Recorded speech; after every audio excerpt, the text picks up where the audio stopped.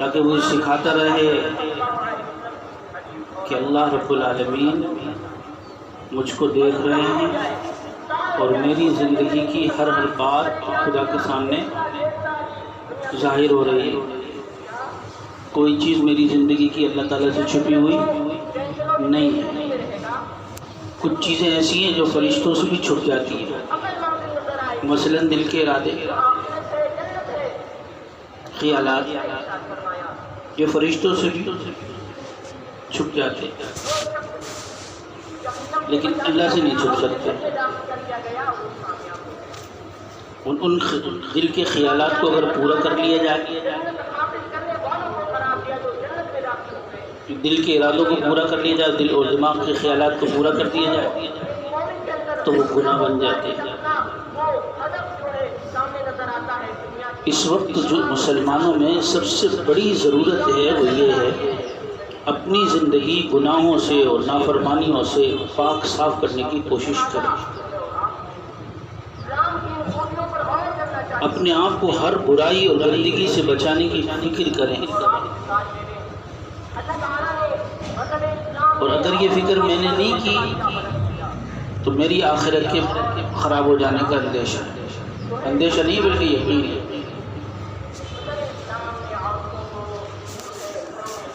24 گھنٹے ایمان پڑھ دے،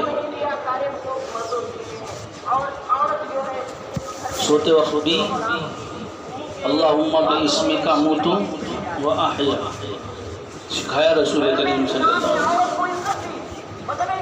اٹھتے وقت بھی الحمدللہ الذی احیانا بعد ما اماتنا والیہ النشور۔ بیت الخلاء میں جا رہے ہیں تب بھی اللہ کو یاد کر رہے ہیں، اللہم انی اعوذ بک من الخبث والخبائث۔ نکل رہے ہیں تب بھی اللہ کو یاد کر رہے ہیں، مسجد میں داخل ہو رہے ہیں تو اللہ کو یاد کر رہے ہیں، مسجد سے نکل رہے ہیں اللہ کو یاد کر رہے ہیں۔ یہ کیوں ہوتا ہے؟ کیوں رسول کریم صلی اللہ علیہ وسلم نے وقت کی دعائیں بتلائی؟ وجہ اس کی ہے انسان کو اپنے ایمان کا استحضار باقی رہے،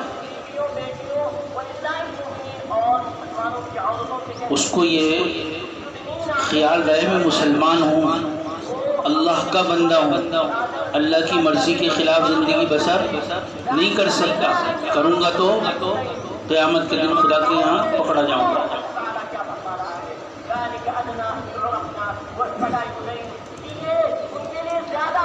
جس کو اللہ تعالیٰ نے قیامت میں پکڑ لیا بس پھر اس کا بھروسہ نہیں کیا ہو، جس کو اللہ نے چلتا کر دیا وہ کامیاب ہو جائے۔ آیا کھڑا ہوا اور اللہ تعالیٰ نے پوچھا کیا نام ہے ان کا؟ فلاں ابن فلاں۔ اچھا یہ عمل نامہ تمہارا ہے؟ چلو یہ سیدھے آدمی جاؤ، یہ تو بچ جائے گا۔ رسول کریم صلی اللہ علیہ وسلم فرماتے اس کو حساب یسیرہ کہا ہے، آسان حسابی ہے۔ اور اگر کسی ایک بات پر بھی اللہ تعالیٰ نے سوال کر لیا، زندگی کے کسی ایک مسئلے پر بھی سوال کر لیا، آدمی کے پاس جواب دینے کو ملا۔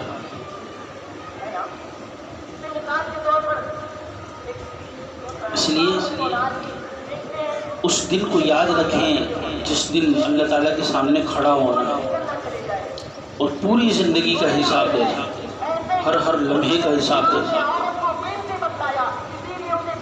اللہ قادر ہے کہ وہ ہمارے خیالات اور ہمارے ارادوں کا بھی سوال کر سکتے ہیں۔ وہ کریم ایسے ہیں کہ گناہوں سے بھرے دفتروں سے انسان پہنچا ہے خدا کے سامنے۔ زندگی میں کوئی ایسی ایک نیکی کی تھی جو اللہ تعالیٰ کو بہت پسند آ گئی اور بھا گئی، اللہ نے اس کے سارے گناہ معاف کر دیے اور اس ایک نیکی کو اللہ تعالیٰ نے قبول فرما لیا اور وہ جنت میں چلا جائے۔ لیکن ڈر تو ہے نا، اسی لیے الایمان بین الخوف والرجاء، ایمان امید اور خوف کے درمیان میں ہے۔ اللہ کی رحمت سے پوری امید ہونی چاہیے کہ خدا معاف کرنے والے معاف کرتے ہیں، لیکن اپنے گناہوں کی کثرت پر بہت افسوس اور خوف ہونا چاہیے۔ اگر اللہ نے سوال کر لیا تو میں کیا کروں؟